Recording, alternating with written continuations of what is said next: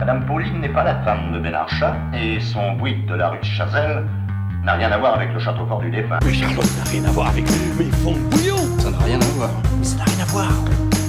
Ça n'a absolument rien à voir. Ça n'a rien à voir. Ça n'a rien à voir avec l'intelligence. Le communisme n'a rien à voir là-dedans. Ça n'a rien à voir avec moi. C'est pour le cinéma ou la télé? L'Antarctique, une cabane enneigée, un chien mutant et Samuel L. Jackson. Deux films qui, à la fois, n'ont rien à voir, mais en même temps qui se ressemblent beaucoup, donc on va quand même en faire des parallèles foireux. Et parce que découvrir des films deux par deux, c'est s'ouvrir à de nouveaux niveaux de lecture. Bienvenue dans Rien à voir les films, épisode 16. Bonjour Lucas. Et bonjour Thomas. Bienvenue dans l'émission, premier Merci, épisode. merci de m'avoir reçu et d'avoir accepté un petit peu mon invitation forcée. Voilà. C'est vrai. que j'ai un peu forcé en effet. Mais il n'y a pas de T'étais souci. pas obligé de défoncer la porte, mais... Ouais, pardon, mais c'est comme ça. Je suis très content. Moi, je défonce des trucs quand je suis très content. Avec grand plaisir. Et du coup, bonjour Benjamin. Je suis de retour. Voilà. Plaisir. Est-ce que ta voiture va mieux ? Oui. Tant mieux. Alors, Benjamin, aujourd'hui, c'est toi qui as choisi les films. Exactement. Pourquoi ces films en particulier ? Parce qu'ils font partie de mes films préférés. Déjà, c'est une bonne raison. Voilà, et que je les aime beaucoup, et que... On va pas trop en dire non plus, mais que c'est presque le même film. C'est presque... oui, c'est l'idée. C'est l'idée. C'est pour ça que normalement, on cherche soit des différences, soit des points communs. Là, Ouais. on va divaguer, de toute façon. Je c'est pense un que petit peu c'était le inévitable, c'était inévitable qu'on prenne ce film-là un jour, je pense. Enfin, ces films-là. concept. C'est la deuxième fois qu'on parle de Quentin Tarantino. C'est la Oui. deuxième fois qu'on parle de John John Carpenter. Carpenter dans l'émission. Carpenter. Ya. Il a un peu changé. C'est vrai. Johan Carpenter. Et en tout cas, toutes les 2 semaines, on parle de 2 films qui nous plaisent, on les compare, on les décortique pour trouver des points communs et des points de divergence, et puis on fait des digressions pour parler de tout et n'importe quoi en rapport avec ces films et avec le cinéma de manière générale. Et si le podcast vous plaît, vous pouvez le noter, le partager à vos amis, à votre famille et fans de cinéma, et vous pouvez même nous noter sur vos plateformes d'écoute préférées et nous regarder sur YouTube. Et si vous voulez nous envoyer un petit message, vous pouvez le faire en nous suivant sur Instagram. Rien à voir les films, le lien est dans la description de ce podcast. Et donc on va commencer avec The Thing de John Carpenter. De quoi ça parle, Lucas, The Thing ? Alors déjà, je l'avais pas du tout vu avant. J'avais déjà vu Les 8 salopards, mais que j'avais un petit peu oublié. Donc c'était cool parce que j'ai pu un petit peu me rafraîchir la mémoire grâce à ça. Et ensuite, The Thing, du coup, raconte l'histoire d'une équipe américaine en mission sur le continent, l'Antarctique. Leur quotidien est bouleversé par l'arrivée d'un Norvégien tentant frénétiquement de tuer un husky, qui est un chien, pour ceux qui ne savent pas. Moi, je le savais. Dans sa folie, il tire même sur un des membres de l'équipe américaine, et les Américains, craignant pour leur sécurité, finalement abattent le Norvégien. Méthode américaine expéditive. Oui, c'est l'usage. Voilà, Oui, oui, c'est oui. plutôt simple. Si tu vois juste quelqu'un courir, petite balle. Après tout, il était sur leur gazon. Il parlait pas anglais. C'est vrai. Déjà, en plus, il leur dit quelque chose incompréhensible, pareil, d'une C'est une bonne certaine raison. folie aussi. Voilà, tout à on ne fait. comprend pas. Je ne comprends pas cet individu. Voilà, meilleure technique. Exactement. Donc, ils veulent quand même savoir des petites réponses, se demander pourquoi ce Norvégien, qu'est-ce qu'il foutait là, quoi, et pourquoi il voulait essayer de tuer un super beau husky qui était en plus super mignon et qui joue super bien. C'est pas le cas de tous les chiens, moi je trouve, au cinéma. Et en tout cas, une petite équipe dirigée par R.J. McReady. C'est vraiment un nom assez compliqué à dire. Mais très américain. Mais très McReady. américain. McReady. Comme McDonald's. Interprété par Kurt Russell, qui vont s'envoler, du coup, pour aller à la base norvégienne. Ils découvrent une scène de désolation. Voilà, et un étrange corps sans vie, presque humain, qu'ils ramènent à leur campement. Ils commencèrent à comprendre qu'ils ont ramené une espèce différente de celle des humains, et comprenaient que parmi eux se trouvait déjà un alien pouvant assimiler d'autres espèces et prendre l'apparence de l'assimiler. Et cet alien semble à tout prix vouloir tuer et semer la zizanie au sein du groupe. Entre suspicion, meurtre et lance-flamme, voici le nouveau quotidien de cette équipe. Oh. Only on theater. Et du coup, The Thing, c'est... Alors à la base, c'est aussi une adaptation de John Campbell, d'un roman qui s'appelle Who Goes There, ou La Chose en français. Ok. Et il y a eu d'autres adaptations au cinéma. Donc il y a eu The Thing from Another World en 1951, La Chose d'un autre monde en bon français, où pour le coup, on a plus le début de l'histoire. Parce qu'en fait, The Thing de John Carpenter, quand on prend l'histoire, en fait, la créature est déjà sortie de son bloc de glace. On le voit, le bloc de glace en plus au début. Et The Thing from an Underworld, ça raconte vraiment l'histoire de on va récupérer ce bloc de glace, on a un peu peur de lui, du coup on met une couverture dessus, la couverture fait fondre la glace, la chose s'échappe. Et en fait, dans ce film, la chose, c'est vraiment un monstre de Frankenstein. C'est-à-dire que, contrairement au film de 81, il prend pas l'apparence des gens, il est juste, physiquement là, il est très imposant. Il est filmé d'un peu loin, parce qu'il est un peu bizarre d'ailleurs. C'est le film de 2011 C'est le film de 51. De 51, très bien, pardon. Désolé, je les ai pas du tout vus. Voilà, Non plus. Je n'ai vu que... je n'ai fait mes devoirs que au strict minimum pour aujourd'hui. Il n'y a pas de souci. Tu joues pas grand-chose. C'est- Enfin, je parle pas pour celui de 51, même s'il est intéressant à voir, mais celui de 2011, non. Très bien. Mais on en reparlera plus tard. Alors, j'imagine. celui de 51, il est quand même intéressant parce que John Carpenter l'a vu quand il avait 4 ans, 5 ans par là, et ça l'a vraiment traumatisé. Alors qu'aujourd'hui, le film, il est très kitsch en soi, mais ça l'a vraiment traumatisé. Il y a notamment une scène avec un compteur Gégère, un peu comme dans Alien, et c'est ce qui lui a donné envie de faire ce film. Comme dans Alien. Comme dans Alien. Il n'y a pas un compteur Gégère dans Alien ? Enfin, c'est un capteur de mouvement dans Alien. Ouais, c'est pareil. Enfin, c'est l'idée. C'est quand tu Oui. te rapproches, ça. Oui, limite, voilà, oui. Voilà, bon. On a Pardon. compris l'idée. On a compris. Non, mais au cas où.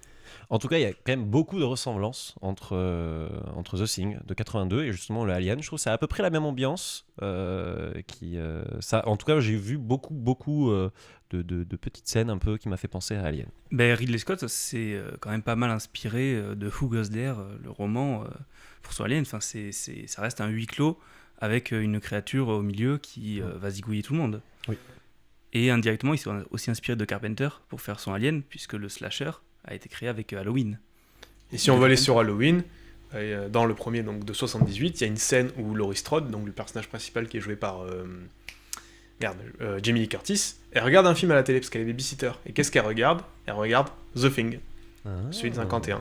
Voilà. Tout Donc, est lié, en il a- fait. lié, tout Donc en fait, Carpenter s'est un peu auto-prédit son futur, parce que 4 ans plus tard, il a donc réalisé The Thing.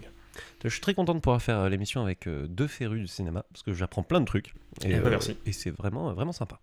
Quand Carpenter fait The Thing, il n'a pas oublié le film de 51 parce que dans il y a un moment où il visionne les enregistrements des Norvégiens, où ils se mettent tous en cercle autour de l'OVNI, où ils balancent des explosifs. En fait, c'est des scènes qu'on retrouve dans le film de 51, qui ont été reproduites pour le film de 82, mais il y a le même schéma narratif. Et en 2011 arrive un film qui sert de prequel à The Thing, qui s'appelle aussi The Thing, ce qui est très con. Du coup, les gens l'appellent The Thing 2011 ou tu sais le préquel de merde de The Thing. Voilà. C'est ça. Ça aurait pu être Before The Thing. Non, c'est The Thing qui est un prequel à The Thing. Bref. The Thing -1. Exactement. Peut-être ils ont voulu remplacer, mais c'était peut-être pas quand même une bonne idée, quoi. Non, mais non, ils ont vraiment pas voulu le remplacer parce que en fait, on suit l'équipe des Norvégiens qui font en fait, tout ce qu'on voit dans la base des Norvégiens. On voit le bloc de glace avec un trou au milieu. Là, on voit comment le trou s'est fait. On voit une hache dans le mur. On voit pourquoi la hache est arrivée là.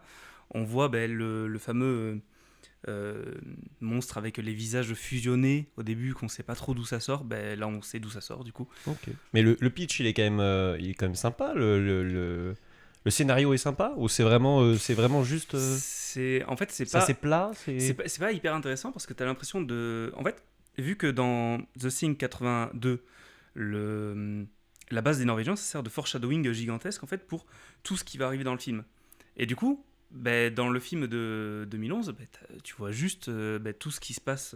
Tu vois juste les mêmes événements. Il n'y a pas vraiment de surprise. Okay. Le seul truc qui fait un peu la différence, c'est que dans ce camp norvégien, parce que évidemment, vu que c'est un film fait par un gros studio, ils ne pouvaient pas mettre que des acteurs norvégiens qui parlent norvégien entre eux. Oui, il y a quand même les Américains qui arrivent au milieu. Il y a des scientifiques américains, et du coup, il y a un peu cette barrière de la langue, des fois, à certains moments, ou cette méfiance naturelle, on va dire, entre personnes de différents pays, qui rajoute, on va dire, une couche de plus à la paranoïa de qui est la créature. Ça c'est, on va dire, le seul vrai ajout qu'il y a. Parce que l'autre ajout qu'il y a, c'est évidemment, vu qu'on est en 2011, c'est les effets spéciaux numériques. Parce que le film, c'est The Thing de 82, il est connu pour ses effets spéciaux. On en reparlera plus tard, mais qui sont incroyables. Je veux dire, le film, il a 40 ans et ça tient toujours la route. Ça tient toujours la route. Voilà. Je l'ai regardé et vraiment, j'étais en mode, c'est beau à la caméra, quoi. Sachant que le type qui a fait ça, s'appelle Rob Bottin. Il a fait ça à 22 ans. Bon, il s'est tué à la tâche, hein, il a fait un burn-out avant la fin du tournage, Oui. mais voilà, ça a de la gueule. Et pour le film de 2011, ils se sont dit, hey, on va faire pareil quand même, on va un peu perpétuer la tradition, machin. Et en fait, le studio, après le tournage, ils ont dit, non, c'est nul, remettez des effets spéciaux dégueulasses. Et pour le coup, les effets spéciaux pratiques, je crois qu'il y a quasiment aucune image, mais les gens qui s'en sont occupés, c'est les mêmes qui ont fait les effets spéciaux de Predator, Alien, donc c'est pas des amateurs non plus, quoi. Donc il n'y a pas de raison que ce soit mauvais, quoi. C'est peut-être juste un parti pris, ça peut être en termes de finances, ça peut être un partenariat. Des fois, faut pas trop chercher avec les studios. Parti pris financier, je ne sais pas, parce qu'a priori, ça leur a juste rajouté. Ça rajoute de la finance, quoi. Voilà. Ça rajoute juste du budget. Après, peut-être pour avoir, en pensant qu'ils allaient avoir un meilleur rendu, mais... D'ailleurs, Non, c'est quoi c'est le pas le budget de The Thing ? Je crois que c'était 40 millions, un peu plus, pour le 8 salopards. Ouais. Mais je crois que c'est 44 ou 45. En tout Alors, cas, The Thing, le dessus. budget, donc celui de 82, c'est 17 millions à peu près. Ok. Sachant 15 15. et 19 millions de recettes. Voilà. Et The Thing 2011, c'est 35 millions de budget et 31 de recettes. Donc, Ah oui. perdre de l'argent. Sachant que The Thing, le budget à la base devait pas être aussi énorme. Mhm. C'est juste qu'en fait, le travail d'effets spéciaux était tellement énorme que Carpenter a dû batailler pour augmenter le budget, parce que sinon ça aurait pas eu la gueule que ça a, quoi. Et encore heureux. Carrément. Ils sont bien faits, ouais. Le seul truc qui est original dans The Thing 2011, c'est qu'à un moment donné, ils se rendent dans le vaisseau alien. Et après, ça dure pas très longtemps, mais c'est là, quoi. Oui, c'est vraiment, comme je disais tout à l'heure, exactement comme Prometheus. Un peu. c'est voilà. ça. C'est vraiment, ils découvrent justement... Nous, on connaît le pitch déjà, mais sauf que les gens découvrent justement ce qu'on sait déjà. Après, c'est moins pire que Prometheus. Non, c'est moins pire parce que t'as, en fait, C'est plus dans oubliable. Mais le premier Alien, t'avais vraiment toute une mythologie qui était installée. Et dans Prometheus, on vient vraiment te briser tout ça. C'est-à-dire que moi, ce qui m'avait marqué, c'est notamment tous les combinaisons d'espèces d'éléphants, c'est un peu bizarre. Oui, c'est ce que je dis, hein, Prometheus, c'est pire. Voilà, c'est ça. Oui, C'est mais on est t'avais- d'accord. T'avais ça dans Alien et t'étais en mode ouais, mais en fait, genre les gens qui pilotaient ce vaisseau, ils avaient une forme trop bizarre. Et en fait, non, c'est juste un gros bonhomme de 3 mètres et c'est C'est ça. juste, ils s'enveloppent dedans. Ils ont mis Shaquille O'Neal dans une combinaison, ils ont fait, c'est bon. C'est ça. Et ouais, après, c'est un peu la même idée dans The Thing 2011. C'est tout le mythe qui avait été créé dans The Thing, on vient juste briser tous les mythes un par un. Et tu vois, t'avais une imagination qui s'était faite sur ça. En fait, ça s'est passé comme ça. Mais on n'est pas là pour parler des deux versions. Ça aurait pu faire Complètement. pourquoi pas un hors-série. Ce que j'allais mais- dire, moi j'ai envie de savoir sur les 8 salopards. Racontez-moi le résumé. Mais de quoi ça parle, les Mais 8 oui. salopards? C'est vrai, les 8 salopards, en fait, c'est le 8e film de Quentin Tarantino, son 2e western après Django Unchained. On est donc aux États-Unis, juste après la guerre de sécession, en plein hiver. On suit le voyage de plusieurs personnages qui se rendent à Red Rock, avec donc John Roos, qui est joué par Kurt Russell. On le retrouve dans les deux films. Encore avec une moustache magnifique. Oh, putain, quelle Il moustache. est toujours aussi beau gosse. Hein, moi, je trouve qu'il est vraiment beau gosse avec ses petits cheveux comme ça. C'est vrai, il a Qu'il soit dans l'un ou l'autre. il a un look de Père Noël un peu. Alors Oui. il a joué le Père Noël aussi. Oui, c'est mais vrai. Comme Alain Chabat. c'est vrai. Est-ce qu'Alain Chabat, c'est un peu notre Kurt Russell français? Je sais pas. Je sais pas. Donc John Roos, joué par Kurt Russell, c'est un chasseur de primes qui amène Daisy Domergue à Red Rock pour qu'elle se fasse pendre et qu'il empoche les $10,000 placés sur sa tête. En chemin, il récupère donc le Major Warren, incarné par Samuel L. Jackson, vétéran de la guerre et chasseur de primes lui aussi, qui amène ses 3 prises mortes à Red Rock. Ils sont en plein milieu d'un énorme blizzard et ils vont devoir faire une pause de quelques jours à l'auberge chez Minnie. Car sinon ils seront piégés. Et juste avant ça, ils récupèrent également Chris Mannix, qui prétend être le nouveau shérif de Red Rock et qui est un sudiste avec un penchant un petit peu raciste. En arrivant à l'auberge, il y a du beau monde. Un vétéran de la guerre de sécession, le général Smithers, un salopard. Oswald Mowbray, un bourreau anglais sans cœur, ça fait 2 salopards. Bourreau de Red Rock, du coup. a priori. Bourreau de Red Rock d'ailleurs. Bob, un Mexicain qui tient soi-disant l'auberge en l'absence de Minnie, 3 salopards. Joe Gage, qui prétend juste vouloir rejoindre sa mère pour fêter Noël avec elle, 4 salopards. Et donc avec John Roos, le major et le shérif, on arrive donc à 7 salopards. Qui est donc le 8e? Le 8e salopard, je ne sais pas. Et dès son arrivée, le major Warren C'est le comprend- cocher. Le pauvre. Le pauvre. Qui est aussi un personnage très marrant. Moi que je trouve très stylé, qui est plutôt froid, un petit peu, ou pas vraiment, mais qui est plutôt, qui a un sang-froid. Voilà, il a plutôt un sang-froid tout le long, sauf quand il doit aller se cailler les miches dehors. Et Attends, mais le 8ème, c'est Daisy. Non. Mais non. Ils sont 8 sur le. Oui, mais non, c'est pas elle le Non, ce 8ème serait une salopard. saloparde. Oui, c'est. Oui, pardon, vas-y, reprends ta phrase, pardon. Mais je me suis dit, putain, mais si on fait une erreur comme ça. Bah, mais pardon. non. Vas-y, répète. Alors, après, c'est possible que justement, il y ait plein de petits détails cachés, qu'on comprenne pas tout. Moi, j'ai rien compris. Voilà, non, c'est pas vrai. Normalement, ça devrait aller, j'ai un petit peu compris. Mais du coup, moi, j'aime beaucoup aussi le Obi. Je crois que c'est Obi, non le. Oui, c'est Obi, ça. le cocher. Le cocher, Obi. Oui, moi, j'aime beaucoup ce personnage. Voilà. Ouais, il a un chapeau à pompons. Oui. Ouais. Et de très jolies lunettes. Ouais. J'aime beaucoup. On dirait J'aime beaucoup. celle de Django. Oui, c'est à la vrai, fin. carrément. Alors, je dis ça comme ça parce que là, je l'ai plus exactement les deux modèles en tête, mais c'est peut-être les mêmes, hein, une référence. Une petite référence, peut-être. J'en C'est sais possible, ce serait pas la seule référence. Il y en a bien qui fument des Red Apple. Red hein, ouais. Apple. Mais Oui, mais ça, ça, c'est partout. C'est Ouais, dans dans tous tous les les Tarantino. films. Oui, ouais, mais ils ouais. s'auto-référencent souvent. À la fin de Once Upon a Time in Hollywood, il y a une énorme pub Ah oui. qui est tournée. Et après, on le voit. Il dit oh, c'est dégueulasse, ne me donnez pas à Red fumer Apple. ça. Et moi, j'adore. Parce qu'on précise que Red Apple, c'est une fausse marque Oui. créée pour les films de Tarantino et qui a aussi dans Walking Dead, si je dis pas de bêtises, dans la saison 5, Daryl est dans un bâtiment et il trouve une cartouche de Red Apple. Ok. Voilà. Je ne les ai pas Pourquoi vus. Moi, je les ai lus en comics. Voilà. Qui sont très très bien les comics. Oui, d'ailleurs. ils sont très Je bons. vous Moi, conseille j'aime de les lire, même si vous avez déjà vu la série, parce que c'est relativement C'est- différent. beaucoup. Il y a un moment donné, oui, où Ouais. le début, c'est à peu près pareil, mais à un moment donné, ils prennent vraiment des directions assez différentes. Par contre, Scénaristiques. c'est beaucoup plus vénère, hein, le comics. À certains moments. Et c'est là un des problèmes aussi qu'on va peut-être parler aussi aujourd'hui, mais c'est la censure. Moi, Ouais. que je trouve qui est très, qui est très peu chez Tarantino, et c'est justement pour ça que moi j'aime beaucoup les films de Tarantino, parce qu'il y a peu de censure, il se permet beaucoup de choses. Et en effet, dans les comics, c'est un tout petit peu plus sanglant. Enfin, ce qui me semble, parce que j'ai pas vu trop j'ai vu que quelques scènes des saisons de Walking Dead, mais en effet. Et si je peux me permettre, enfin, Les 8 salopards, c'est mon Tarantino préféré. Voilà. Je sais que c'est pas forcément celui de tout le monde, parce qu'il y a des gens qui trouvent que ça bablate trop pendant 1 heure, mais justement, je trouve que c'est ça qui est bien. Pendant 3 heures. Moi, c'est ça que j'aime bien, c'est que ça blablate pendant 1h20, mais après, pendant l'heure 20 qui suit, tout ce qui a été dit, quasiment, ça va revenir, et c'est ça qui est beau.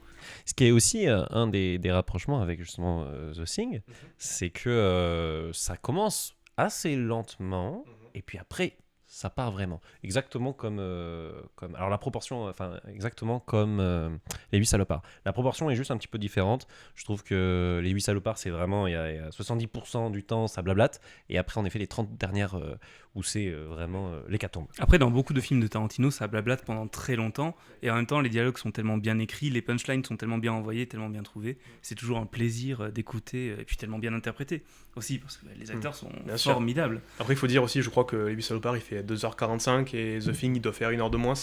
Oui, Quelque chose c'est comme ça, ouais. donc c'est aussi normal. Mais... Et c'est aussi ce que je trouve un peu de différent entre les deux. Un truc de dingue, hein, puisque on n'est pas du tout là pour parler des différences. Mais les deux trucs différents, c'est qu'il y en a un qui va être beaucoup plus rythmé. Et donc en fait, ça va beaucoup plus jouer sur le stress. Sur justement se dire en mode oh mon dieu mais qui c'est, etc. Et c'est bien entendu The Thing.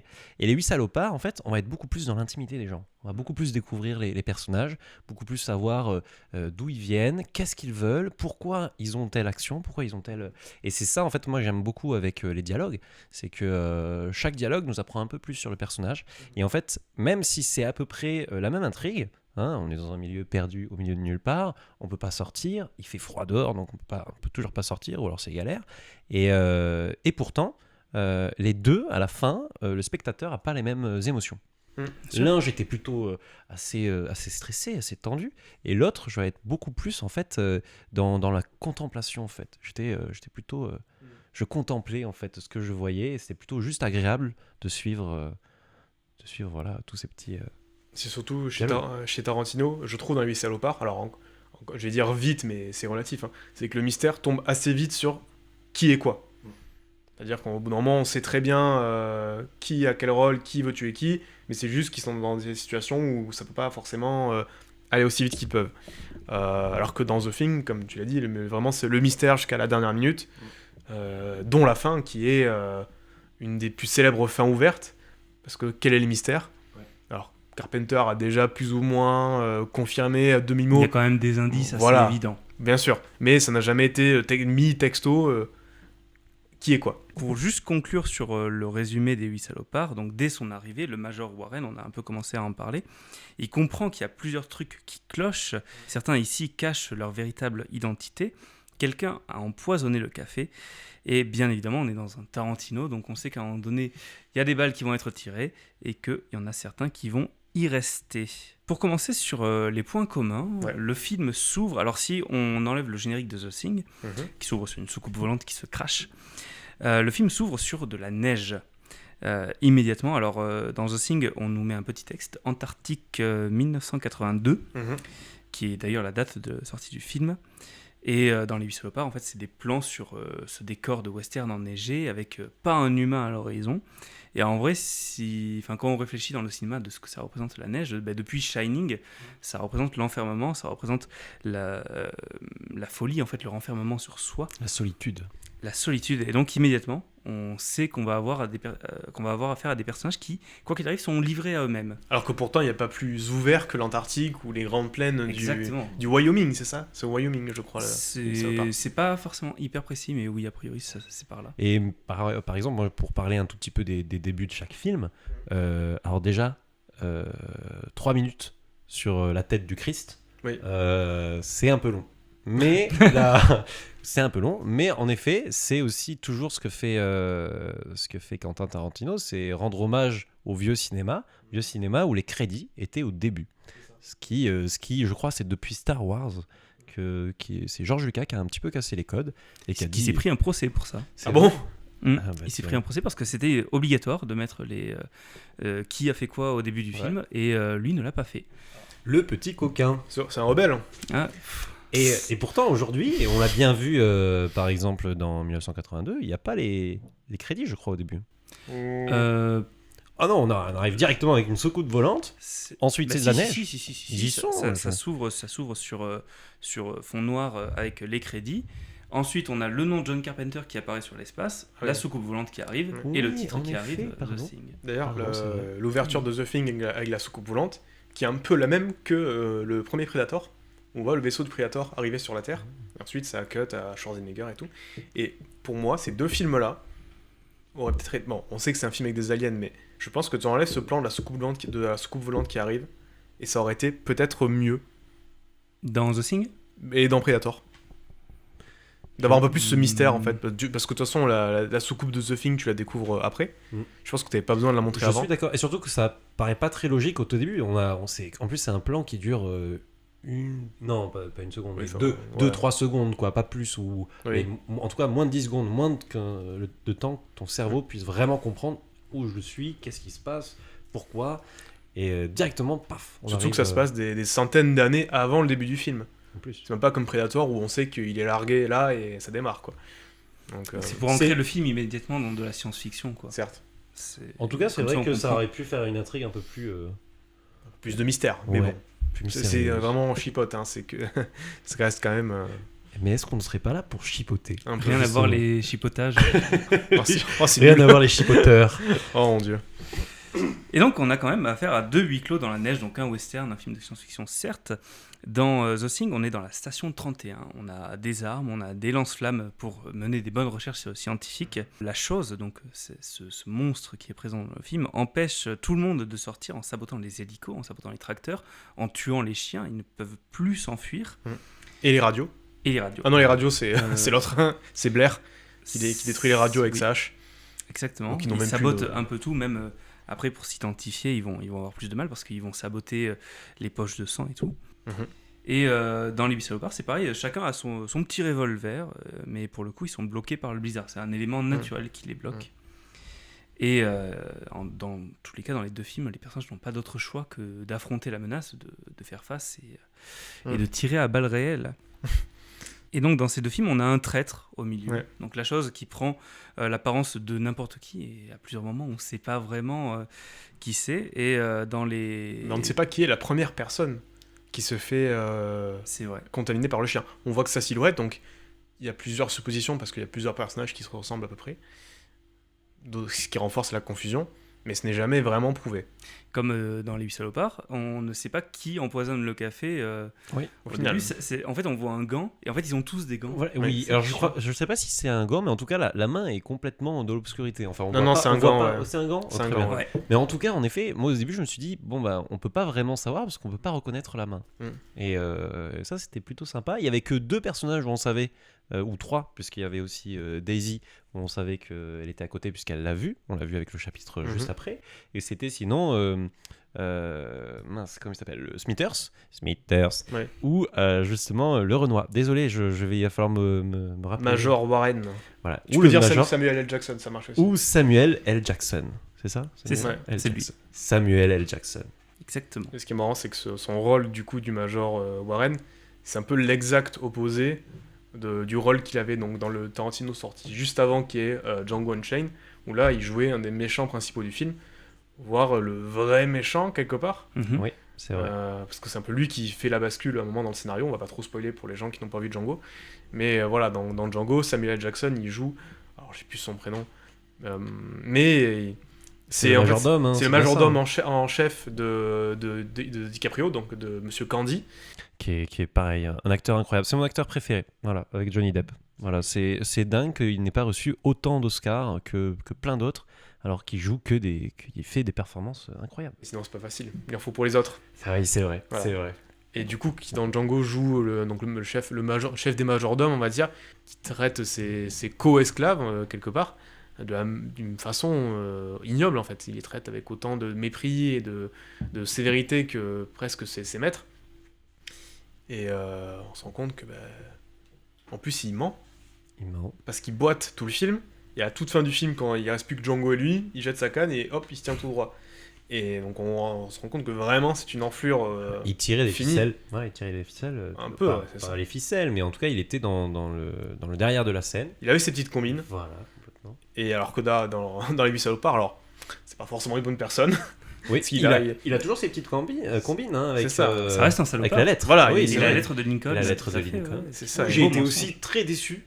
Je me souvenais plus du tout que c'était une fausse. Hein, désolé pour le spoil, peut-être qu'on le coupera, mais en tout cas, j'ai été très déçu également. C'est Je ça. pensais que c'était un type vraiment respecté. Voilà, Mais justement, on peut un peu le rapprocher, c'est-à-dire que sa canne, donc dans Django, le fait qu'il boite, ça peut le faire paraître plus vulnérable qu'il n'est, et donc du coup qu'on se méfie un peu moins de lui, alors que dans Les 8 salopards, le fait qu'il ait soi-disant une lettre écrite par Abraham Lincoln personnellement, ça renforce le respect, et en général c'est ça que les gens veulent savoir, et du coup ils disent c'est une arme, c'est une espèce de bouclier en fait contre les blancs qui veulent me tuer.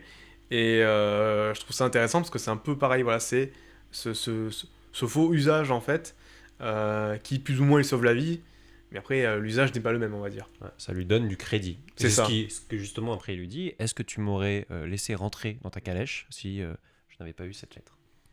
C'est un peu ce que fait la chose au début du film, en se cachant sous l'apparence de ce chien, un chien qui est parfaitement inoffensif. C'est-à-dire que, effectivement, ils voient un type en hélicoptère qui arrive et qui essaie de buter un chien, immédiatement ils vont se méfier davantage de lui plutôt que du chien. Et qui tire sur un des scientifiques en plus. En Et plus, après, et juste avant, il criait quelque chose d'incompréhensible. Et, oui. Ça. Vraiment, Et donc en le chien, il le laisse rentrer comme ça, c'est un peu sa lettre de Lincoln à lui, c'est Mm. cette apparence qu'il C'est se vrai. donne. D'ailleurs, je me pose la question parce que le Norvégien, quand il crie vers les scientifiques américains, il leur dit texto, ce chien est une créature, la laissez pas rentrer, elle va tous vous tuer, etc.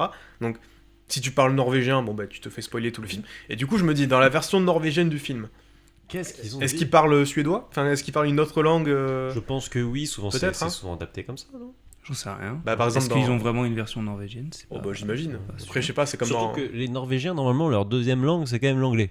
Oui. Donc c'est dommage que ils sont Oui. tombés sur le seul Norvégien qui Ouais. parlait pas la deuxième langue C'est du ça. pays. Je savais que j'aurais pas dû faire allemand LV2, merde. Mais c'est un peu comme dans Spider-Man 3, où en VO, Peter va dans un restaurant français, et en VF, du coup, c'est un restaurant italien. Donc peut-être qu'ils ont fait la même chose, je ne sais pas. Ouais. Faudrait s'enseigner, mais... C'est pas forcément un truc qui est toujours adapté. Non. Quand on prend dans Inglourious Bastards, qui est Ouais. mon Tarantino préféré pour Ah. le coup, C'est vrai qu'il est... la scène du début qui est absolument incroyable en version originale, en VF, c'est adapté un peu bizarrement. Mm. Je suis pas très à l'aise en français, mais on va quand même parler en français. Mais voilà. Normalement, il parle en anglais. ils adaptent un peu comme ils peuvent. Généralement, le spectateur arrive quand même à comprendre ce qui se passe, quoi. C'est vrai que je l'ai jamais vu en VF parce que j'avais peur de ça en fait, que vraiment ça pète toute l'immersion. C'est le cas. Ouais. Inglourious Basterds fait partie de ces films qu'il faut voir en VO. Là, Ouais. autant je suis plutôt défenseur de la VF, Oui. autant. Et puis bon, ça parle quand même pas mal français dans le film, donc en vrai. Voilà, c'est pour même ça. C'est en fait, il y a tellement de langues qui se mêlent, le français, l'anglais, l'italien. Si tu le regardes pas dans la version dans Et laquelle l'allemand. il a été pensé, et l'allemand bien sûr. Bon, c'est un peu dommage. Tu es un fervent défenseur de la VF. Oui. Pour quelle raison? Alors déjà, c'est fou parce que c'est un débat qu'on a eu plusieurs fois dans l'émission et je crois qu'à chaque fois je l'ai coupé. Ah mince, c'est bon, ouais. Mais il n'y a pas de souci. Non, la VF, c'est déjà parce que on a le choix de regarder soit en version originale, soit en VF. Tout comme quand tu lis un livre, tu as le choix de le lire dans sa version originale ou de le lire dans sa traduction française. Et donc, t'en as qui vont te dire que oui, tu perds des informations. C'est vrai.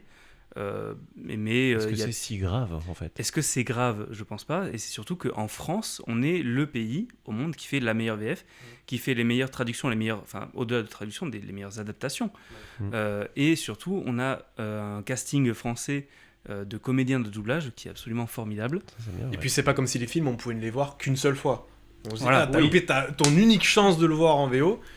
Non, en général, c'est un film, tu l'aimes, tu peux le voir une fois en VO, une fois en VF. Voilà, donc déjà c'est cool qu'on ait le choix. Ouais. Et surtout, donc on fait des VF de très très bonne qualité. Et surtout, il y a des films où, objectivement, la VF est quand même meilleure. Beaucoup de films d'animation où la VF est souvent meilleure que les versions originales. Je suis complètement d'accord pour les films d'animation, en effet. Mais parce que là, ils ont vraiment un contrôle sur la spatialité, je trouve, on va dire. Et moi, c'est ça, en fait, que je trouve un peu dommage dans, malheureusement, pas forcément que la VF, mais en fait dans tout autre film que la VO, on va dire, autre bande-son que la VO, c'est ça manque un tout petit peu de charme, une toute petite profondeur. Je pense qu'il peut être refait en studio, mais qui doit coûter extrêmement cher à faire sur toute une bande. Et pourtant, on fait vraiment des versions françaises qui sont très bien. Et mon dernier argument, c'est ce que disait Alfred Hitchcock, qui disait que dans un film, le plus important, c'est l'image. Et qu'il vaut mieux regarder un film dans sa langue maternelle et se concentrer sur l'image plutôt que de faire des allers-retours et de lire les sous-titres. Au final, on perd des informations sur l'image parce que le plus important, ça reste l'image. Et je vais te faire une super transition. Dis-moi. C'est qu'il y a 8 salopards, je l'ai vu en VO, en VF et en VQ, donc en version française québécoise. C'est ça. Une fois où je l'avais vu de manière totalement illégale. Désolé, me tapez pas. Il a acheté la vraie C'est ça, j'ai acheté le Blu-ray, merde. C'est bon. Je l'ai vu plusieurs fois, hein, mais et en gros, c'est marrant parce que donc en version québécoise, ils parlent français, donc ils n'ont pas l'accent, ils sont pas style Chris machin, mais t'as vu que j'ai pas tenté d'imitation quand même, j'en suis pas là. mais tous les noms anglais, ils les disent avec vraiment l'accent, c'est-à-dire qu'en VF, ils vont dire au lieu de Domago, ils vont dire Domergue. Oui. Et en VQ, ils vont dire Domago. Du coup, c'est qu'est-ce que tu fais là, Domago? Et c'est très très drôle. Ce que j'ai fait au début de l'émission dans la résumé, voilà. D'ailleurs. Oui. Mais pour le coup, la VQ, elle est plutôt sympa. Alors ça fait bizarre sur certains acteurs comme Samuel L. Jackson ou Kurt Russell, où on est habitué à une certaine voix, mais pour la plupart des autres, en vrai... pareil, on a quand même des comédiens de doublage qui suivent les acteurs au fil des ans, et où du coup leur voix évolue en même temps. Il y a des voix qui sont indissociables, la version française de Bruce Willis ou de Leonardo, de Samuel Jackson, même de DiCaprio, sont franchement excellentes. On ferme ce chapitre version française. Voilà, c'est juste intéressant. Version originale. Non mais c'est bien, tu vois, on le fait une fois, et maintenant au moins c'est fait, tu vois.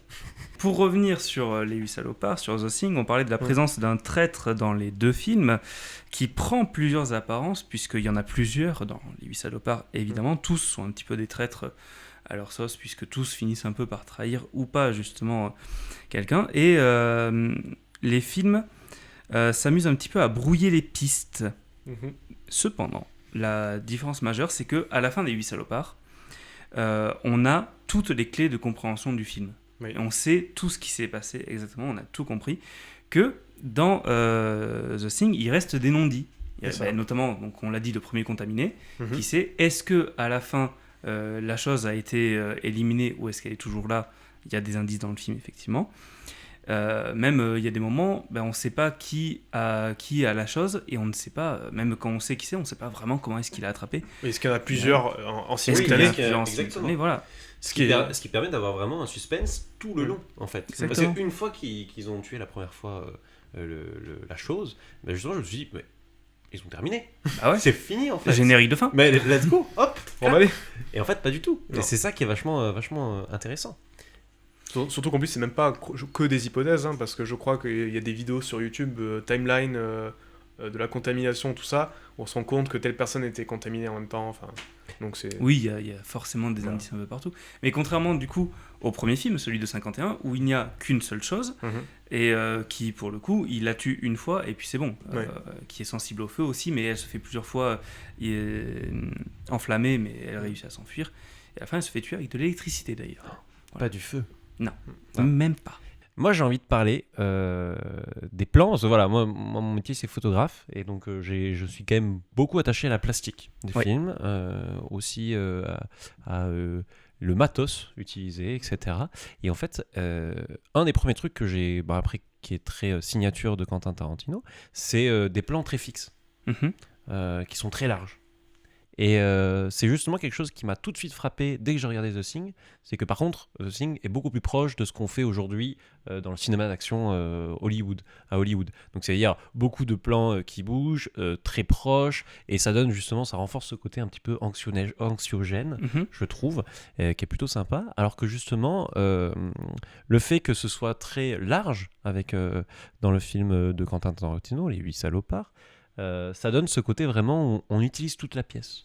Ouais. Et on arrive à voir tout le monde, on arrive à vraiment tout analyser, etc. Et pareil, ça fait vraiment comme si on était à l'intérieur avec eux. Donc toujours, ça renforce ce côté un peu intimiste. Alors, moi, je pour trouve. deux raisons. Donc, comme tu l'as dit, c'est très large parce qu'il a tourné en 70 mm. Avec la Panavision 60 Voilà, Mm. donc c'est énorme. Qui est un truc de dingue. Moi, Ah je oui, connaissais ouais. pas du tout. Je me C'est suis un très, petit peu très regardé. caméra. Et de ce que j'ai pu comprendre, c'est qu'en gros, c'est un truc un peu. Enfin, c'est une largeur un peu normale, sauf qu'ils ont enlevé la bande-son Mhm. pour mettre encore plus. Pour plus de pellicules. Exactement. Ce qui fait qu'on a une image très très Voilà. large. Et Avec que- des grosses bandes noires, du coup, quand Et on ça- regarde sur une télé. Complètement. Et qui donne un rendu très sympa, surtout sur les grands plans. Et je trouve que même si la pièce est petite, en vrai, l'auberge est assez C'est petite. ça. Et pourtant, ça fait vraiment quelque chose de spacieux. Et la deuxième raison, c'est que à la base, Les 8 salopards, c'était un film. Sauf que le scénario a leaké, a fuité, pour les. Oui, c'est en, vrai. en bon français. En le scénario- VF, le scénario- il a fuité. Voilà, Il a fuité. il a fuité. Et Tarantino était tellement dégoûté qu'il a dit je vais pas faire le film, je vais en faire une pièce de théâtre. Et finalement, on lui a dit non, mais quand même, fais-le vraiment, il est bien le scénario et tout ça. Du coup, il a dit bon, d'accord, allez. Ouais, ça va Mais aller. il a fait Ok, quelques... je vais faire un chef-d'œuvre, vas-y. Et Il a fait quelques petites modifications quand même. bien sûr. En particulier sur un des personnages qui devait apparemment pas mourir et qui est mort. C'est Après, lequel C'était Russell, justement. Le personnage oui. de Russell, qui justement à la base ne devait apparemment pas mourir. Alors, j'ai pas du tout plus creusé que ça, j'ai vu assez rapidement en regardant un petit peu les petites anecdotes. Mais apparemment il ne devait pas mourir. Et c'est justement l'un des trucs qui a surpris énormément des fans qui justement avaient lu le script avant et qui se sont dit mais qu'est-ce que c'est que ça? Mon Dieu! Il a bu le café. Sachant que du coup, c'est le deuxième à mourir. Oui. Et on s'y attendait pas. On C'est s'attendait plutôt à ce que ce soit dans les derniers parce que on te présente un peu avec le Major Warren comme les personnage. deux protagonistes, on va dire. Puis Kurt Russell, tête d'affiche. C'est ça. Complètement. Ouais. Mais il aime bien faire ça un petit peu, Quentin Tarantino, C'est ça. tuer ses chouchous, C'est ça. tuer ses têtes d'affiche. Parce que dans l'ordre, il y a le premier qui meurt, c'est le général Smithers. Ensuite, il y a la guitare. Ah, faut. La guitare. Bon, anecdote un peu connue sur le film, mais c'est donc à un moment, il y a Daisy qui demande exceptionnellement à Kurt Russell de lui enlever la menotte, parce qu'ils sont toujours attachés ensemble, pour qu'elle puisse aller jouer de la guitare. Et commence à jouer un air, mais d'une chanson qui se moque un peu. Et John Roos, donc Kurt Russell, en fait, il prend la guitare des mains, il dit hey, c'est terminé, blam, contre le mur, truc explosé en 1000 morceaux. Sauf qu'en fait, ce n'était pas la réplique de la guitare ancienne qui valait sûrement beaucoup d'argent et Charmant. était très précieuse, c'était la vraie. C'était Ce une qui- pièce de musée. Voilà, ce qui a fait que les gens qui gèrent le musée ont dit on prêtera plus jamais d'objets à Tarantino et on prêtera plus jamais d'objets pour des films. Et Et c'est vraiment quelque chose de débile parce que pourquoi ils n'ont pas utilisé la réplique dès le début en fait? Ils auraient pu demander la vraie guitare, la copier et ensuite rendre la guitare. c'est peut-être un truc logistique ou Ouais, s'il y a peut-être. besoin de refaire des ajustements sur l'accessoire. Je sais pas. Ou alors, tu sais, c'est comme les armes à feu ou. Non, Tu mais mets comme pas la réplique, tu mets la vraie. Ouais, non, mais justement, il est mais- vraiment nul ton chef-op alors. Non, mais tu peux avoir des vraies armes à feu, par exemple, pour des scènes où juste les soldats sont en exposition, et dès qu'il va y avoir des fusillades, c'est des répliques. Donc Ouais. là, peut-être un peu pareil, ils ont dit, bah, pour l'avoir au mur, on va mettre la vraie. Et c'est pour ça que Daisy, quand l'autre casse la guitare, on dirait qu'elle se tourne vers la caméra, enfin, on sait pas trop qui c'est qu'elle regarde, mais elle est choquée. En fait, elle regarde directement Tarantino pour lui dire, non, mais attends, il vient de démolir la vraie, la guitare. Et apparemment, il était très content. Beaucoup de gens étaient apparemment un peu paniqués sur le plateau. Et lui, Mais il ça était fait vrai. Voilà. Et qu'est-ce qu'il a dit? C'est Il a bien. dit, oui, mais moi je suis content. On verra plus tard. Et moi je suis content. Et on voit en effet Daisy. Elle fait non. Et elle se tourne comme ça. Et c'est vrai que ça fait un peu authentique. Ce qui donne pas envie d'être cascadeur, d'ailleurs, pour mais il est mort, waouh, ça fait vrai. On parle beaucoup des effets spéciaux donc de The Thing, il y a juste titre, mais on parle pas assez à mon goût des effets spéciaux donc des 8 salopards. Pardon. Qui sont réalisés par KNB Effect. KNB Effect qui est la compagnie gérée par Greg Nicotero. Greg Nicotero qui fait les maquillages des zombies sur The Walking Dead. Rien que ça. Et qui a bossé aussi sur pas mal de films de Tarantino, hein, au moins depuis Inglourious Bastard. En vrai, je pense que même depuis Kill Bill, hein, donc c'est vraiment des bons. Et ce que j'aime bien, c'est l'excès dans les gerbes de sang quand un personnage se fait tirer dessus ou ça explose comme ça, c'est du sang bien rouge, bien épais. Ouais. C'est presque de la confiture le truc. Mais moi je trouve beaucoup mieux que par exemple dans The Thing où justement ça fait beaucoup moins réaliste. Alors là c'est peut-être un peu trop, hein, mais Oui. ça je trouve dans Le sang. Ouais, le sang c'est un peu trop dans comment ça s'appelle? Dans les salopards. Dans les 8 salopards, oui, pardon. Vraiment j'ai un problème avec les prénoms, les noms et les Pas de noms. souci. T'inquiète. Et alors que dans The Thing, justement, par exemple, au tout début, l'américain qui se fait tirer dessus, il n'y a pas une goutte de sang. Il se fait tirer dans la jambe, on lui demande si ça va, il fait oui, ça va. Non, il s'est fait tirer dessus, quoi. Et C'est un américain, il est fort. c'est vrai qu'ils ont l'habitude. C'est vrai qu'ils ont peut-être l'habitude de se recevoir des balles. Ils sont déjà allés à l'école. Non, on va pas rigoler Non. là-dessus.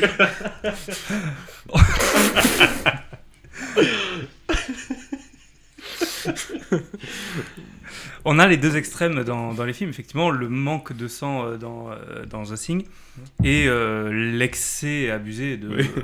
On se prend une balle dans la tête qui explose complètement. 2 balles dans la tête. Attention. 2 balles. Eh oui, tiens, Ah. les deux. Après, The Thing, on dit que c'est pauvre en sang. Voilà. Au début, Il y a Ils sont quand pas- même, c'est quand même un les film, créatures. Oui, c'est vrai, ils ouvrent le frigo, il y en a plein. voilà, c'est quand même c'est quand même gore. Hein.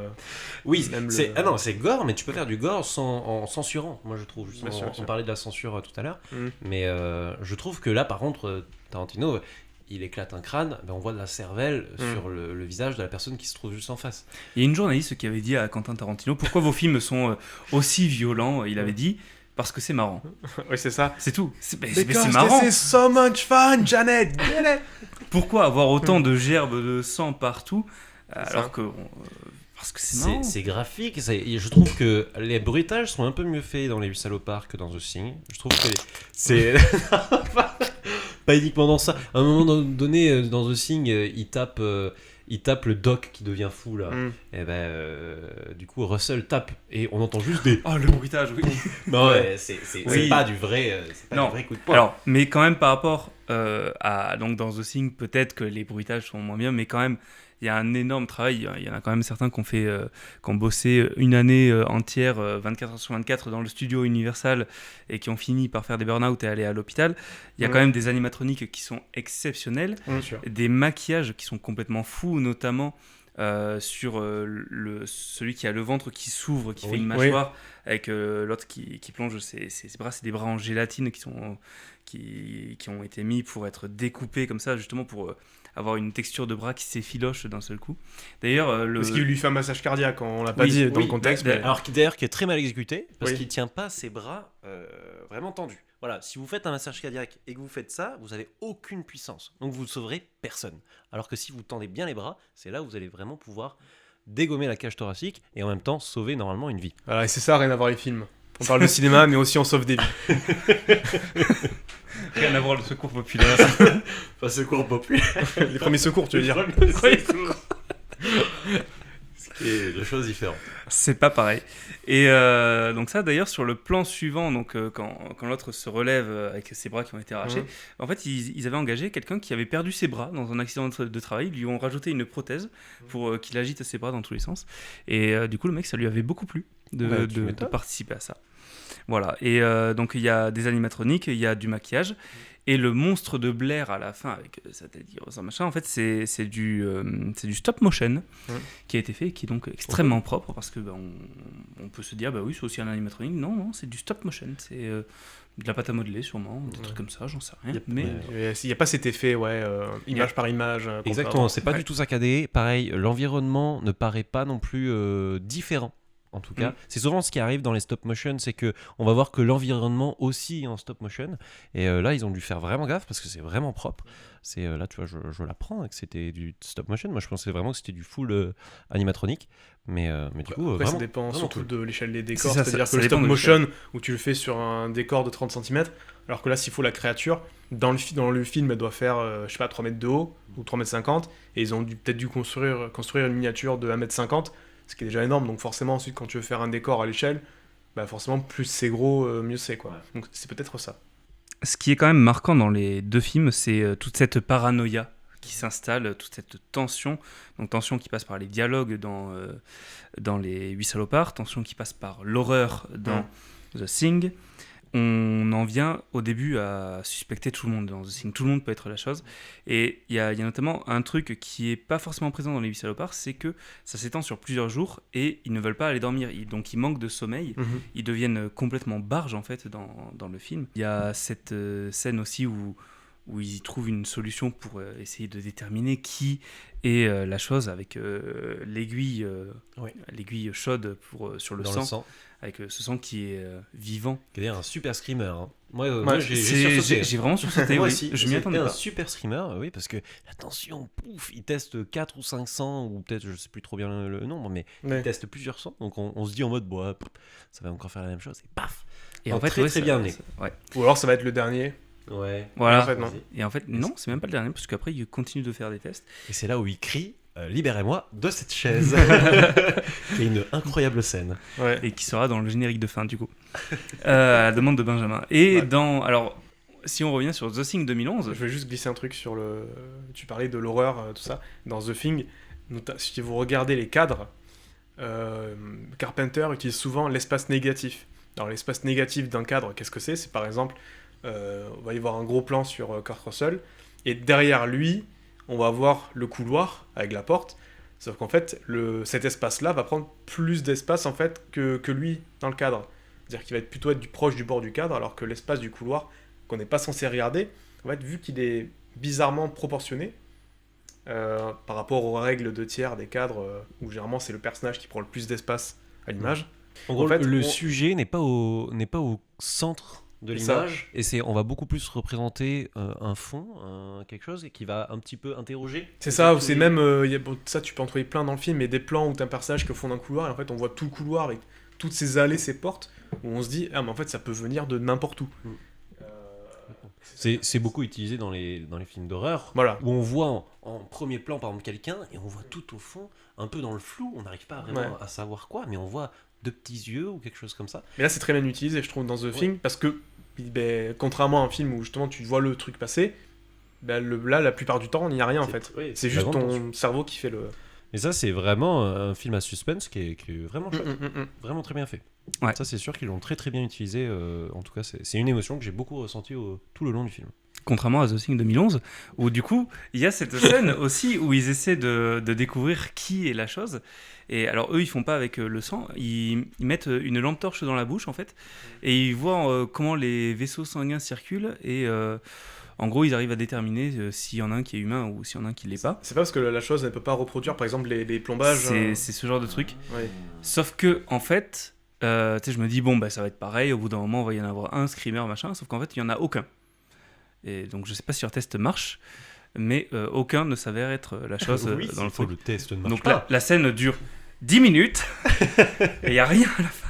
Je pense que c'était peut-être typiquement pour défaire les attentes. Ouais. En se disant, mais en fait, vous voyez cette scène culte ? En fait, non.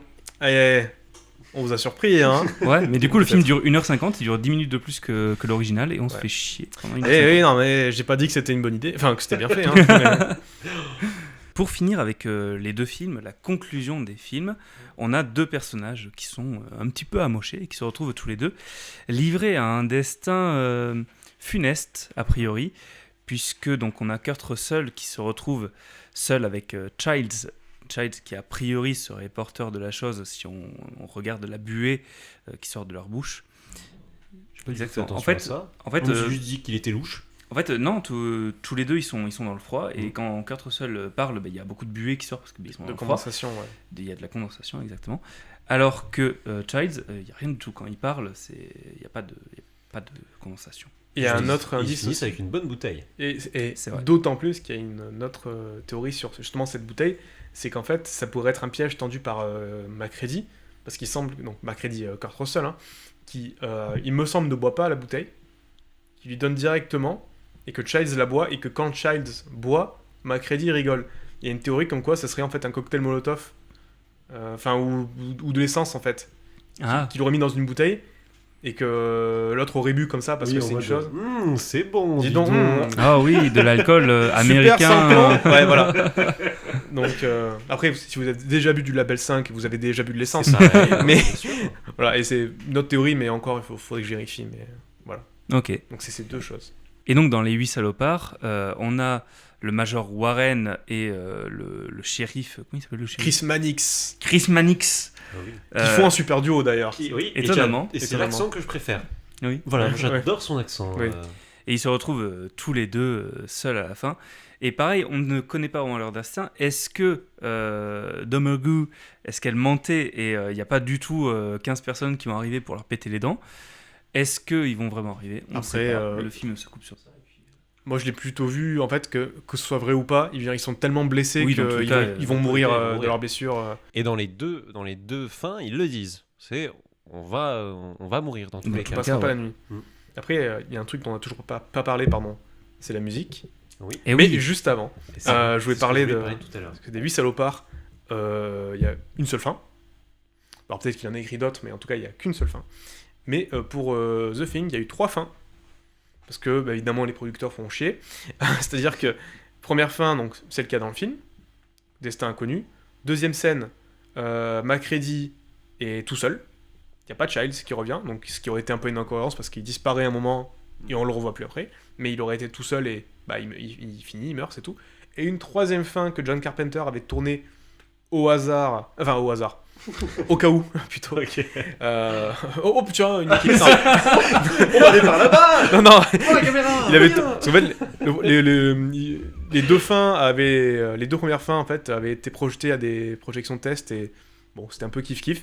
Il n'y avait pas forcément une qui se démarquait plus que l'autre. Et la troisième fin que Carpenter avait tournée au cas où était une fin où en fait on voyait Macready qui avait été récupéré par une autre expédition. On lui faisait un test sanguin et en fait c'est bon, il est humain, donc aucun suspense. Happy end, voilà, c'est un peu nul. ça aurait été bien que ce soit Macready qui ait la chose à la fin. Ouais, complètement. Ouais, mais du coup, c'est con parce qu'on passe tout le film avec lui. Enfin, presque tout le film. Et alors ? À un moment, il est suspecté, mais je pense que c'est plus intéressant que ce soit Childs. Ils n'ont pas prévu de faire une suite, donc Non. il pourrait très bien être la chose à la fin, tu vois. Ouais, j'avoue, ils ont pas prévu de faire un prequel non plus. Là. En tout cas, je m'attendais pas, par exemple, le docteur. Je m'attendais pas du tout que ce soit la chose. Blair. Blair, je crois. Quand vous dites Blair, je pense à Blair Waldorf de... Comment ça s'appelle ? C'est pas Pretty Little Liars. Oula, j'ai pas la ref. J'ai pas la ref non plus. Ouais, c'est un autre truc. Et les auditeurs qui connaissent sauront. Mais du coup, ouais, je m'attendais pas du tout que ce soit Blair qui soit un alien. Et ça m'a plutôt surpris. Ça, vraiment, je m'y attendais pas. Et je pense qu'en effet, ça aurait pu être vachement intéressant que ce soit aussi Kurt Russell qui soit Oui, l'alien pourquoi à la pas. fin. Et donc la musique, Ennio Morricone. Ennio Morricone qui avait composé une partie de la musique de The Thing parce que Carpenter était allé le voir en Italie. Il lui a dit s'il y a un mec qui fait la musique de mon film, c'est toi, parce que Carpenter, faut savoir qu'il est aussi compositeur et qu'il a fait la plupart des musiques de ses films, notamment celle d'Halloween, hein, qui est ultra connue. Et Morricone lui a dit ok, pas de souci, je te cuisine une petite soundtrack. Voilà, il va cook. Et le truc c'est qu'Ennio, je sais pas comment on dit en italien. Ennio Morricone, il a cuisiné. Et évidemment, il a sorti, comme disent les jeunes, un banger. Voilà. Les jeunes, les C'est ça. millennials. C'est ça. Et sauf que Carpenter, il a dit, alors, c'est super, mais c'est peut-être un peu trop orchestral. Moi, je veux un truc un peu plus... je veux des synthés. Sauf que c'est pas trop le style de Morricone. Du coup, ils ont fait un peu des deux, où ils ont gardé quelques trucs de Morricone, et surtout le thème principal de The Thing, qui est ultra culte, avec le tung-tung, comme ça. Ben, ça, c'est Carpenter qui l'a fait. Et du coup, qu'est-ce qu'il a fait pour les 8 salopards ? Les 8 salopards qui est très similaire à The Thing, hein, on l'a suffisamment dit, Tarantino s'en cache pas. C'est qu'ils ont fait de la musique originale, mais ils ont repris aussi quelques musiques pour The Thing qui n'avaient pas été utilisées. Voilà. Et ça aura valu à Ennio Morricone son seul et unique Oscar, Les 8 salopards. Voilà. Ah ouais. Donc un de ses derniers travaux au cinéma, ou peut-être son dernier même, parce qu'il est mort 2 ans ou 3 après, je crois. Il me semble qu'il avait pu bosser après, mais à vérifier. Je pourrais pas dire non plus. Fast checking.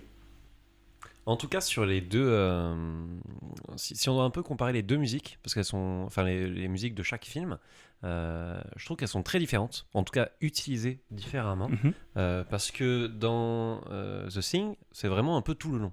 En fait, limite, des fois, on oublie un tout petit peu la musique parce qu'elle renforce le suspense et donc on est vraiment happé par justement ce qui se passe Elle est à la très caméra. discrète dans le film. Ouais. En tout cas, elle est très bien utilisée au bon moment, etc. Alors que dans Les 8 salopards, elle prend un volume énorme quand elle est utilisée. Elle est beaucoup, beaucoup moins utilisée. Ouais. Et par exemple, quand ils sont dans le froid, là, ils sont en train de planter les piquets dans le froid, la musique s'emballe, on n'entend presque plus rien. Et en fait, d'un coup, elle se coupe. Parce que le plan d'après, ça se passe à l'intérieur. Donc loin de la tempête, de la neige, etc. Et tout se coupe, mais d'un coup. Et c'est extrêmement... un petit peu, ça réveille un petit peu, ça sursaute pas, mais ça réveille un petit peu. Et c'est rigolo, quoi, comme Et utilisation. la musique en tout cas, est pas très présente en intérieur. C'est tout le générique du début, elle est présente parce qu'on est en extérieur, elle est toujours en extérieur. Et justement, on a cette scène de discussion entre le Major Warren et le général Smithers. Ouais. Smithers. où la musique devient intradiégétique et c'est Bob au piano. Qui joue Douce Nuit. Douce nuit, Oui. exactement. Tam, tam, tam. Tanam, nanam, nanam. Je crois que c'est ça, non? Non, c'est Non. Douce Nuit. Ah oui, c'est vrai, oui, complètement. Je ne sais pas tout ça. Ouh, Jaja. D'ailleurs, tu parlais du général Smithers. Au tout début du film, enfin au tout début, quand donc Kurt Russell, Samuel L. Jackson et Jennifer Jason Leigh arrivent à l'auberge, qui doivent défoncer la porte pour ouvrir. Et ça d'ailleurs, tu te dis, mais pourquoi cette porte elle est mal fermée alors que tout le reste de la cabine est nickel. Bon, ça tu le vois dans le flashback, c'est très cool. Mais quand ils arrivent en premier donc dans l'auberge, et qu'on découvre en un plan tous les autres personnages, parce que la caméra est à l'intérieur, le personnage qui est au premier plan, c'est le général qui est assis dans son fauteuil, parce que la porte est tout au fond du plan, et il fait un regard caméra. Bruce Dern, je sais pas si vous avez vu, il fait un regard caméra en mode « Ok, c'est maintenant que ça commence ». Et je trouve ça trop cool. Et en tout cas, moi j'ai une petite anecdote sur la porte, qui est dans le film, je sais pas du tout. Et alors j'ai pas compté tous, mais en tout cas, je pense, je peux affirmer avec vraiment confiance, que plus de la moitié des personnages a insulté la porte. C'est possible. C'est vrai. Je veux pas dire la quasi-totalité, parce que je sais pas, j'ai pas compté, mais je pense plus de la moitié, ça c'est sûr, 80% je me dirais, mais en tout cas je pense qu'au moins sur les 8 salopards, il y en a 6 qui l'ont insulté. Le café aussi, il a pris cher. Le café a pris cher. En effet. C'est vrai que Channing Tatum n'a pas insulté la porte. Ah oui. Non. Il a pas eu le temps. Oui, parce qu'il y a Channing Tatum dans le film aussi. Oui. Bah, c'est le 8ème. Il bien fait sûr. pas beaucoup de déhanchés, mais Non. il est beaucoup à la caméra et il rend toujours très bien à la caméra. Et dans The Thing from Another World 1951, il y a aussi une porte qui se fait insulter parce qu'elle ferme pas bien Ah, et j'ai qu'elle cru donne que sur le blizzard. J'ai cru que t'allais dire il y a Channing Tatum. Ah, il doit être vraiment jeune. Ah, très jeune. Si je dois glisser un petit dernier truc sur The Thing qui est un peu dommage, mais comme plein de bons films, c'est que c'est pas toujours des succès à leur sortie. The Thing qui est sorti en 82, donc on peut se dire bah ça va, c'est après Alien quand même, les gens ouais. Mais c'est sorti la même année que E.T. extraterrestre, mais genre je crois une semaine ou deux après. Ah ouais. Donc t'avais le choix entre l'Alien tout mignon, Oui, qui ressemble à rien, mais non, c'est méchant. Et The Thing, voilà, donc C'est peut-être pour ça que Carpenter il a dit, je pense que c'était pas Le meilleur moment. c'était pas le meilleur timing du monde, mais C'est une période aussi où les Américains voulaient des trucs, des films un peu réjouissants et pas Ouais. des films Family tristes et friendly. nihilistes. Ouais. Voilà. Ce qu'est The Thing. Oui. Et donc Lucas, il me semble que tu as préparé une conclusion. Oui, mais je l'ai dit avant. Donc voilà, mais donc je peux la répéter. Mais en dis-le gros, nous. c'est que lorsque j'ai vu les deux films, c'était en effet deux films très très similaires sur le fait que c'est dans la neige, sur le fait que il y a une intrigue où on ne sait pas qui a tué qui et tout le monde essaie de chercher qu'est-ce qui se passe et qui c'est qui a tué qui. Mais par contre, les deux donnent vraiment des émotions différentes. Une va être beaucoup plus contemplative, on va vraiment suivre, on va vraiment rentrer dans l'intimité des personnages comme si on était avec eux en fait. Et l'autre va vraiment tout le temps jouer sur le qui-vive, où est-ce qu'elle est, qui est en fait la créature, etc. Et donc voilà vraiment je trouve la deux grosses différences et similarités qu'ont ces deux films. Des personnages hauts en couleur dans les deux films, avec des caractères très marqués, c'est vrai. Et donc tu as découvert le concept de Rien à voir les films. J'espère que ça t'a plu, Lucas. Et donc pour la prochaine fois, c'est à toi de choisir les films dont on va parler. Quels sont-ils ? Alors c'est un film que j'ai vu il y a pas très longtemps. Voilà, je l'ai revu il y a pas très longtemps. J'aime beaucoup l'esthétique, j'aime beaucoup l'univers, j'aime pas beaucoup le scénario parce que je pense qu'il pourrait être mieux écrit. Et c'est ça qui est dommage. Mais en tout cas, c'est Tron. Donc Tron Legacy. Et j'aimerais le comparer avec l'ancien Tron, si c'est possible. Voilà, donc si ça vous convient. Donc le Tron de je sais plus combien c'est, je crois que c'est 80 quelque chose. 81 je crois. 80 ou 82 peut-être. Mais en tout cas, c'est dans les années 80, qui est très kitsch, mais que le scénario est plutôt cool. Et alors que, justement, à l'inverse, le Tron Legacy est vraiment graphiquement magnifique. Par contre, le scénario est un peu plan-plan. Mais la musique tabasse. La musique musique tabasse. tabasse. Parce que c'est Daft Punk, putain. Ouais, ils sont magnifiques. Et en plus, ils font une apparition Ouais. à l'intérieur du film. Meilleur Et caméo de c'est l'histoire. Complètement, et ils sont géniaux. En tout cas, merci beaucoup pour l'invitation, Avec grand plaisir. que vous avez acceptée plutôt. Mais merci beaucoup, ça m'a fait très plaisir. Et bien, en attendant, si ce soir vous n'avez rien à voir, vous pouvez retrouver The Thing et Les 8 salopards sur plusieurs plateformes de vidéo à la demande. Et bien évidemment, les deux films sont disponibles en Blu-ray et en DVD, en 4K dans toutes les versions.